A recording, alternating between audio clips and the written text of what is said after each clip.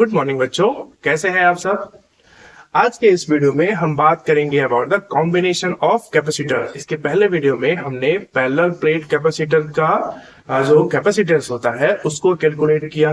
कैसे? In the presence of vacuum और air and in the presence of dielectric medium. और साथ ही साथ हमने उसमें कंडीशन लगा के भी देखा कि क्या क्या होगा जब उसमें हम शीट को रखेंगे। आप सभी ने उस वीडियो को देखा होगा। ठीक है, चलिए आज हम जो टॉपिक लेके आए हैं कॉम्बिनेशन ऑफ कैपेसिटर्स। ठीक है, पहले आपको समझना है कि टॉपिक से पहले कि ये इसकी जरूरत क्यों पड़ती है।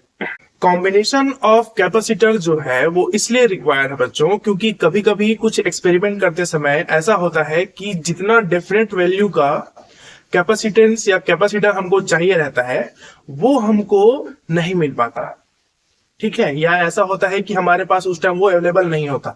तो हम क्या कर सकते हैं, by the help of combinations, है ना, वेरियस कॉम्बिनेशंस, क्या कर सकते हैं हम उस पर्टिकुलर वैल्यू को क्या कर सकते हैं, ऑब्टेन कर सकते हैं।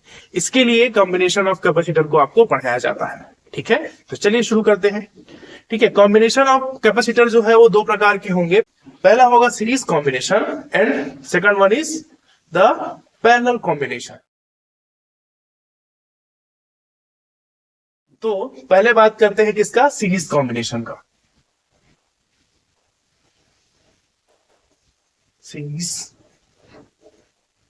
कॉम्बिनेशन, ठीक है, आपको ये बहुत अच्छे से याद रखना है, बहुत इजी होते हैं ये। ठीक है, बस कुछ कुछ जो बेसिक चीजें हैं उसको आप क्या करना है, ध्यान रखना है। और साथ ही साथ फॉर्मूले बहुत ही ज्यादा इंपॉर्टेंट है आपके एग्जाम पॉइंट ऑफ व्यू से, तो इसलिए उसको आपको ध्यान रखेंगे। ठीक है, तो सीरीज कॉम्बिनेशन का मतलब ये होता है बच्चों, जैसे आप क्या होते हैं, जब अपने स्कूल में प्रेयर के लिए जब आप खड़े होते हैं असेंबली में, तो क्या होता है, एक क्लास के बच्चे एक लाइन में खड़े रहते पूरा, है कि नहीं। अब क्या हो, इसमें से अगर आप किसी एक को धक्का दे दो पीछे से, सारे के सारे गिर जाते हैं, है ना। या ऐसा हो कि बीच में क्या हो, थोड़ा सा गैप कर दे इतना, उसके बाद आप धक्का दो तो सारे गिरेंगे क्या, नहीं। बिल्कुल उसी तरह सीरीज का मतलब ये होता है एक के पीछे एक खड़े होना, एक के पीछे एक खड़े होना। कैसे? जैसे इसकी बात करते हैं, है ना। मान लेते हैं ये है हमारे पास कैपेसिटर 1, ये है हमारे पास कैपेसिटर 2 और ये है हमारे पास कैपेसिटर 3, और इस तरह से बहुत सारे हम जोड़ सकते हैं। ठीक है, तो देखो यहां पर ये समझिए कि इसका जो पहला प्लेट है ना, उसको हम देंगे चार्जिंग, जिसको हम देते हैं प्लस क्यू चार्ज। ठीक है, अब इसका जो दूसरा प्लेट है वो पहले वाले प्लेट से जुड़ेगा। ठीक है, और दूसरे वाले प्लेट का जो सेकंड है वो थर्ड वाले के फर्स्ट वाले से, है कि नहीं। इस तरह से वो जुड़ते जाते हैं कॉम्बिनेशन में पूरा। ठीक है, वो जो है वो चलते जाएगा, है ना। और लास्ट वाले को क्या कर देते हैं हम, इस तरह से ग्राउंड कर देते हैं, क्योंकि हमको चाहिए पैरेलल प्लेट, है ना, विथ ग्राउंडेड। ठीक है, तो मान लेते हैं इसका कैपेसिटेंस ले लेते हैं C1, इसका कैपेसिटेंस ले लेते हैं C2, इसका कैपेसिटेंस ले लेते हैं C3। अब आपको याद रखना है बच्चों, जब भी सीरीज कॉम्बिनेशन की बात होगी,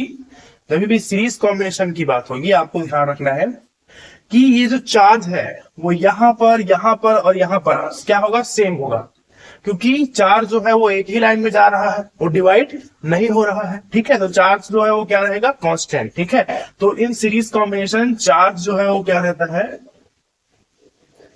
चार्ज ऑन ईच कैपेसिटर, ठीक है, क्या होता है, सेम होगा, रिमेन सेम, सब में सेम होगा। बट सभी का कैपेसिटेंस अलग अलग है बच्चों, C1, C2, C3 लिए हैं, इस कारण से इसका जो पोटेंशियल होगा वो हो जाएगा V1, V2 और ये V3, वो भी क्या होता है, अलग अलग हो जाता है अकॉर्डिंग टू देयर कैपेसिटेंस। ठीक है, अब हमको पता है कि जो टोटल चार्ज होगा, है ना, हमको पता है कि जो Q इज इक्वल टू क्या होता है, Q is equal to CV, हमने फॉर्मूला पढ़ा हुआ है ना।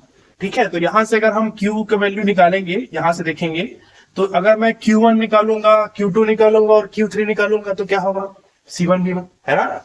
अब हमको पता है कि इसमें चार्ज जो है वो क्या है, कांस्टेंट है। ठीक है, तो हम क्या करते हैं, यहां पर जो पोटेंशियल है उसको कैलकुलेट कर देते हैं। पोटेंशियल इज इक्वल टू कितना हो जाएगा, Q/C, है ना। ये जो पोटेंशियल है वो कितना हो गया, Q/C हो जाएगा यहां से।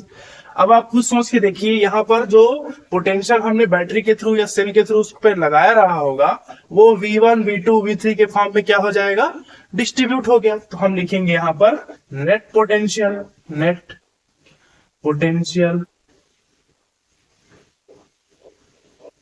तो नेट पोटेंशियल कितना होगा बच्चों, V is equal to V1 plus V2 plus V3, है ना।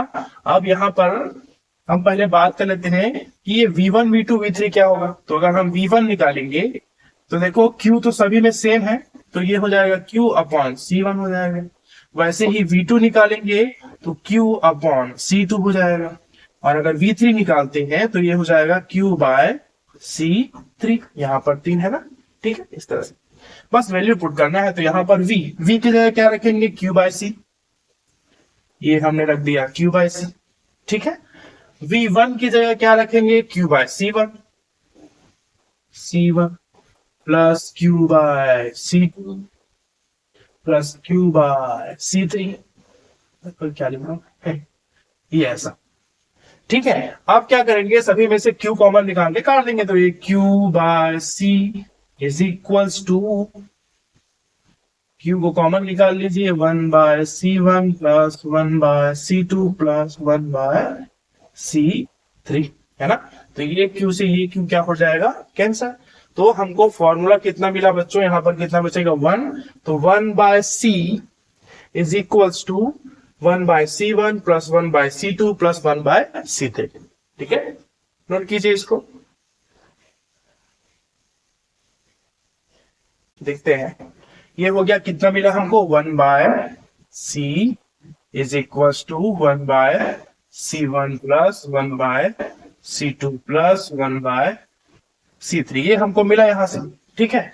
अगर हम क्या करते हैं, इन सभी का एलसीएम ले लें तो ये हो जाएगा C1 C2 और ये C3।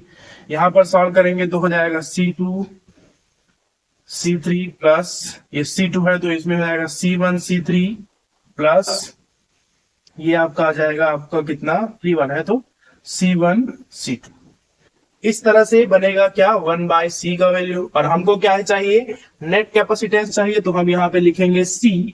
तो इसको उलट देंगे बच्चों तो ये भी उलट जाएगा, तो C1 C2 C3 divided by ये हो जाएगा C2 C3 plus C1 C3 plus C1 C, ये इस तरह से। ये हमारा फॉर्मूला है जिसको आपको याद रखना है, ठीक है। इसमें हम जनरली दो फॉर्मूले को यूज करते हैं, या तो हम इसको यूज करेंगे डायरेक्ट, या तो इसको यूज करते हैं, ठीक है। पर आपको जब ये वाला फॉर्मूला आप यूज करोगे, ठीक है, तो क्या करना पड़ेगा आपको, इसको क्या करना पड़ेगा, रेसिप्रोकल करना पड़ेगा। क्यों रेसिप्रोकल करना पड़ेगा, इसको हमको C का वैल्यू चाहिए ना कि 1 बाय C का ना। तो यहाँ पे ये सीरीज कॉम्बिनेशन है, तो हम इसको रिप्रेजेंट करते हैं CS से, कैपेसिटेंस ऑन सीरीज कॉम्बिनेशन, ठीक है। नोट कीजिए इसको, ये तो आपको आराम से कर सकते हैं, ठीक है। चलिए एक बहुत बेसिक सा सिंपल सा क्वेश्चन लेके देखते हैं। मान लेते हैं C1 का वैल्यू ले लेते हैं 2 माइक्रोफैरड, ठीक है। इसको ले लेते हैं 3 माइक्रोफैरड और इसको ले लेते हैं 5 माइक्रोफैरड, ठीक है। तो अगर हम उसका वैल्यू निकालना चाहें तो चलिए देखते हैं। यहां पर अगर हम इससे बनाएंगे 1 by CS is equal to 1 by C1 का वैल्यू कितना है, देखो बच्चों 2 प्लस 1 बाय 3 प्लस 1 बाय 5, ठीक है। तो अगर हम इसको क्या करते हैं, इस तरह से इसका एलसीएम ले लेंगे, 5 3 15 टू 30, है ना। ये इस तरह से हो जाएगा, यहां पर आएगा 15 प्लस 10 प्लस कितना हो जाएगा ये 6, ऐसा। ये 1 बाय CS का वैल्यू है ना। तो हमको क्या चाहिए, CS चाहिए, जो हम 1 by CS is equal to ये हो जाएगा कितना 31 अपॉन 30, है कि नहीं, 31 अपॉन 30 हुआ। अब इसको मैंने बोला था कि यहाँ पर रेसिप्रोकल करना रहेगा, CS की वैल्यू चाहिए, तो CS is equal to 30 by 31 हो, ठीक है। तो इसका वैल्यू आएगा लगभग 0.9 के करीब, ठीक है। मैंने इस सवाल को इसलिए कराया बच्चों क्योंकि आपको मुझे कुछ बताना था कि जब हम सीरीज कॉम्बिनेशन में नेट कैपेसिटेंस की वैल्यू क्या करते हैं, फाइंड करते हैं। In series combination the value of net capacitance is always less than the individual capacitance of the capacitor, ठीक है। यहां पर देखिए 0.9 जो है वो वैल्यू इस 2 से भी छोटा है, 3 से भी छोटा है और 5 से भी छोटा है, है ना। तो आपको समझना है कि जब आपको क्या चाहिए था, 0.9 माइक्रोफैरड का कैपेसिटेंस चाहिए था अप्रोक्सीमेटली, ओके, तब हमने क्या किया, 2 माइक्रोफैरड, 3 माइक्रोफैरड और 5 माइक्रोफैरड के कैपेसिटर्स को किसमें जोड़ दिया, सीरीज कॉम्बिनेशन, है ना। अब ये 0.9 या तो अलग से बनाना पड़ेगा या तो हम इस कॉम्बिनेशन के थ्रू क्या कर सकते हैं, फाइंड आउट कर सकते हैं, ओके। तो आपको ये समझना है कि याद रखना है बहुत अच्छे से कि सीरीज कॉम्बिनेशन में चार्ज जो है वो क्या रहता है, कांस्टेंट रहता है, ठीक है। और आपको ये भी याद रखना है कि जो सीरीज कॉम्बिनेशन में जो नेट कैपेसिटेंस की वैल्यू होती है वो इंडिविजुअल कैपेसिटेंस से क्या होते हैं, कम होता है, हमेशा छोटा आएगा। देखो 0.9 आया और ये जो है वो 2, 3, 5 है, तो अब ऐसे ये बड़े होगा, ये छोटा होगा, ठीक है। ठीक है, एक कंडीशन लगा के देखते हैं, let C1 is equals to C2 is equals to C3 is equals to C ले लेते हैं, ठीक है। और इसमें हम क्या करते हैं, n नंबर्स ऑफ कैपेसिटर को क्या करते हैं, जोड़ देते हैं, कैसे, है ना, ये इस तरह से जोड़ेंगे, 1, 2, 3, 4 ऐसे करके जोड़ दिए, बहुत सारा n नंबर को जोड़ दिए, ठीक है। तो यहां पर सभी का वैल्यू कितना हो जाएगा, ये C में है ना। तो इसको सॉल्व करेंगे। अब चलो पहले 4 के लिए देखते हैं, है ना, फिर n में चले जाएंगे। 4 को किए तो हमको पता है ये क्या होगा, 1/C1, 1/C2, 1/C3, 1/C4, है ना। लेकिन यहाँ पर तो सबका वैल्यू C लिए, तो यहाँ पर एलसीएम कितना आएगा आपको, ये आ जाएगा, सॉरी ये आ जाएगा C, है ना। और 1 + 2 + 3 + 4, मतलब 1 + 1 2 + 1 3 4, ये आ जाएगा 4, ठीक है। ये किसका वैल्यू निकला आपका, ये 1/C का वैल्यू निकला, या CS बोलेंगे, ठीक है। तो CS का वैल्यू कितना हो जाएगा बच्चों, C/4 होगा, ये इस तरह से। अब इसी तरह से आप सोच सकते हैं, जैसे मैं 5 रखूंगा तो यहाँ पर 5 हो जाएगा, 6 रखता हूं तो 6 हो जाएगा। तो अगर n नंबर रखेंगे तो क्या हो जाएगा ये, है ना। तो याद रखेंगे, अगर सभी कैपेसिटर्स का कैपेसिटेंस अगर सेम है, ठीक है, तो जितने नंबर होंगे उससे आप उसको डिवाइड करें, तो उसका टोटल निकलेगा CS is equal to C/n। ये उसका फॉर्मूला हो जाएगा अगर सारे कैपेसिटर्स का वैल्यू क्या है, सेम है तब, ठीक है। चलिए बच्चों, अब हम बात कर लेते हैं about parallel combination of capacitors का, ठीक है। जिस तरह सीरीज को देखे उसी तरह से पैरेलल को भी सॉल्व करता है, बहुत ध्यान से सॉल्व करेंगे, डायग्राम बेस्ड है आपका। आपको डायग्राम में कुछ कुछ पॉइंट जैसे उसमें याद रखे थे, हाँ चार्ज जो डिवाइड नहीं होता, मतलब चार्ज कांस्टेंट होता है, पोटेंशियल अलग अलग हो जाता है, बस उसी तरह इसमें भी कुछ कुछ चीजों को ध्यान रखना है, ठीक है। चलिए शुरू करते हैं, पहले डायग्राम बना लेते हैं। चलिए बच्चों, इसकी बात करते हैं, पैरेलल कॉम्बिनेशन, ठीक है। पैरेलल कॉम्बिनेशन में आपको याद रखना है कि जो चार्ज होगा उसका अरेंजमेंट इस तरह से होगा, है ना। यहां पर देखो ये आपको पहचानना है कि पैरेलल कॉम्बिनेशन कैसे होगा। तो ठीक है, आप ध्यान ये रखेंगे बच्चों, जहां पर भी ये जो चार्ज है वो डिवाइड होते हुए आपको नजर आए, जहां पर भी चार्ज जो है आपको डिवाइड होते हुए नजर आए, उस पर्टिकुलर कॉम्बिनेशन को हम बोलेंगे पैरेलल कॉम्बिनेशन। पैरेलल कॉम्बिनेशन में चार्ज जो है वो हर एक रूट में, इसके जो हर एक ब्रांच में अलग अलग हो जाता है। क्यों? क्योंकि सभी का कैपेसिटेंस अलग है, तो जाहिर सी बात है जिसकी कैपेसिटी अलग है वो अलग अलग क्या करेगा, चार्ज को स्टोर करके रखेगा, है ना। इसीलिए C1 वाले में Q1 जा रहा है, C2 वाले में Q2 और C3 वाले में Q3, ठीक है। बट जो पोटेंशियल होगा वो सभी में क्या रहता है, कांस्टेंट, क्योंकि जितना चार्ज यहां से निकल रहा है उतना ही चार्ज यहां पर फिर मिलेगा, तो यहां से यहां तक का पोटेंशियल क्या रहता है, कांस्टेंट, ठीक है। डायग्राम समझ में आया, ठीक है। अब यहां पर हमको पता है कि जो चार्ज है वो डिवाइड हो रहा है, तो चार्ज अगर डिवाइड हो रहा है तो हम उसको लिख सकते हैं Q1 Q2 + Q3, इस तरह से। हमने पढ़ा हुआ है कि Q इज इक्वल टू होता है CV, है ना। हमने पढ़ा हुआ है Q इज इक्वल टू होता है CV, है ना। तो यहां पर क्या हो जाएगा, ये C1V + C2V + C3V, है ना। अब सभी में से V को कॉमन निकाल लें, C1 + C2 + C3, तो ये V से V क्या हो जाएगा, कैंसल।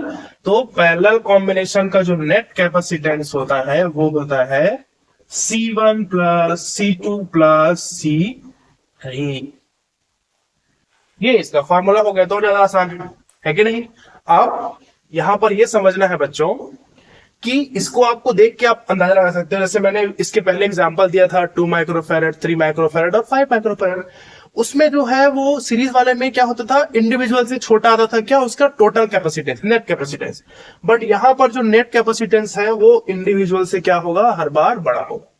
ये चीजें आपको ध्यान रखनी है। कभी कभी एग्जाम में हो सकता है वो आप पूछ दे कि what is the difference between the parallel series combination, parallel combination of capacitors, है ना। तो आपको ये आना चाहिए, सीरीज कॉम्बिनेशन में चार्ज डिवाइड नहीं होता है ना, उसमें पोटेंशियल अलग अलग रहता है। इसमें जो है पैरेलल कॉम्बिनेशन में चार्ज जो है वो अलग अलग होता है, बट पोटेंशियल क्या होता है, सेम होता है। ठीक है। सीरीज कॉम्बिनेशन में बच्चों आप देखेंगे कि जो उसका नेट कैपेसिटेंस होता है उसकी वैल्यू इंडिविजुअल कैपेसिटेंस से क्या आती है, कम आती है। ठीक है। बट पैरेलल कॉम्बिनेशन में इसका जो नेट कैपेसिटेंस की वैल्यू है वो इंडिविजुअल कैपेसिटेंस से ज्यादा आती है। ठीक है। आपको ये भी याद रख सकते हो, उसका डेफिनेशन याद रख सकते हो कि सीरीज कॉम्बिनेशन में जो नेट कैपेसिटेंस होता है वो सारे कैपेसिटेंस के रेसिप्रोकल के सम के बराबर होता है। ठीक है। और इसमें क्या होता है, आपका जो नेट कैपेसिटेंस होता है वो सारे कैपेसिटर के कैपेसिटेंस के डायरेक्ट सम के बराबर होता है। ठीक है। तो इस तरह से हम क्या कर सकते हैं, इसको सॉल्व कर सकते हैं। और आपको फॉर्मूला मिलने के बाद आप चीजों को देख सकते हो। आपको बस ये रहेगा पहचानना है। तो जहां पर भी आपको चार्ज डिवाइड होते दिखे आप समझ जाना कि वहां पर क्या हो रहा है, पैरेलल प्लेट पैरेलल कॉम्बिनेशन जो है वो अप्लाई हो रहा है। ठीक है। चलिए बच्चों, अब एक क्वेश्चन देखते हैं जिसके बेसिस पे आपको समझ में आएगा किस किस तरह से हम अरेंजमेंट को यूज करते हैं और क्यों करते हैं। ठीक है। देखिए, हमको एक क्वेश्चन है, हमारे पास एक क्वेश्चन है बच्चों, how can we connect the 3 capacitors each of capacitance 3 microfarad so that we get 9 microfarad and 4.5 parallel. बच्चों को दिक्कत होता है, यहाँ पे लिखा है 3 कैपेसिटर्स को जोड़ना है, उसका कैपेसिटेंस दिया हुआ है 3 माइक्रोफैरड। ठीक है। वो घूम जाते हैं, कैपेसिटर्स और कैपेसिटेंस में ही फर्क नहीं जानते तो घूम जाते हैं। तो आपको ध्यान रखना है, मैं पहले ही बता चुका हूं, कैपेसिटर जो है वो डिवाइस होता है और कैपेसिटेंस जो है उसका क्या रहता है, कैपेसिटी रहता है। ठीक है। तो हमको ये बोला है कि अगर हम इन तीनों को इस तरह से जोड़े कि हमको पहले मिले 9 माइक्रोफैरड और दूसरा मिले 4.5 माइक्रोफैरड। तो 9 माइक्रोफैरड तो बहुत आसान है। हम क्या करेंगे, इन तीनों कैपेसिटेंस को पैरेलल कॉम्बिनेशन में जोड़ देंगे।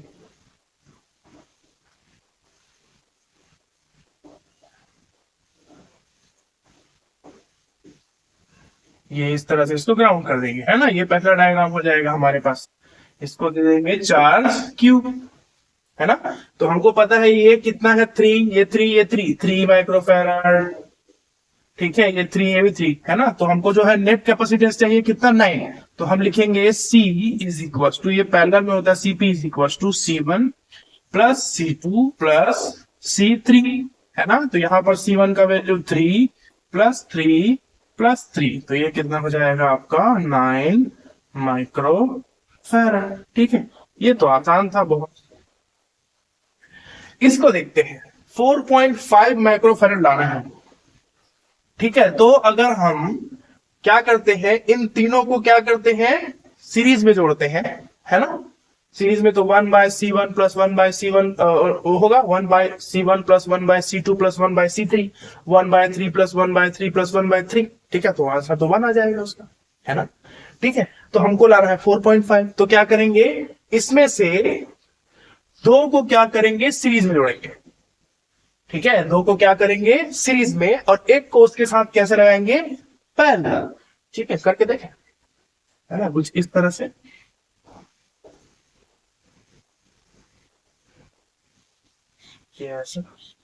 और